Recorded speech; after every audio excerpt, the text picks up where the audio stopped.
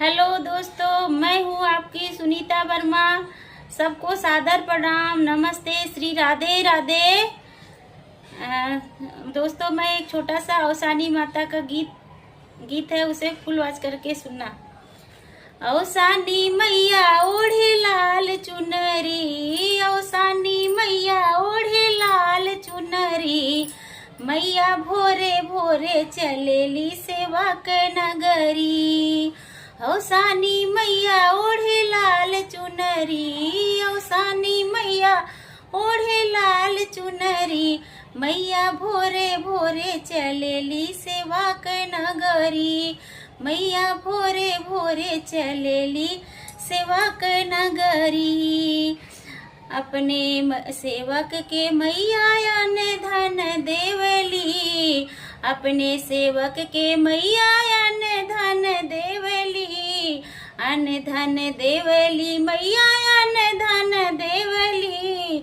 बहेला बयार झाका झोर नगरी, ए जी बहेला बयार झाका झोर नगरी, मैया भोरे भोरे चलेली सेवा के नगरी, मैया भोरे भोरे चलेली सेवा के नगरी।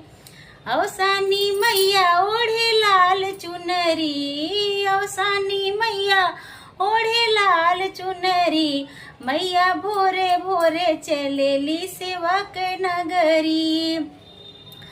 अपने सेवक के मैया गोदिया भरेली, अपने सेवक के मैया गोदिया भरेली, गोदिया भरेली, मैया गोदिया भरेली।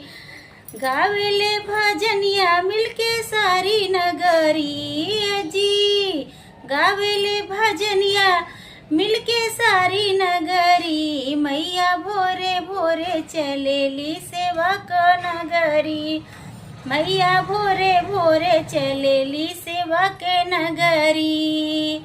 औसानी मैया ओढ़े लाल चुनरी, औसानी मैया ओढ़े लाल चुनरी, मैया भोरे भोरे चलेली सेवा के नगरी, मैया भोरे भोरे चलेली सेवा का नगरी, मैया भोरे भोरे चलेली सेवा का नगरी।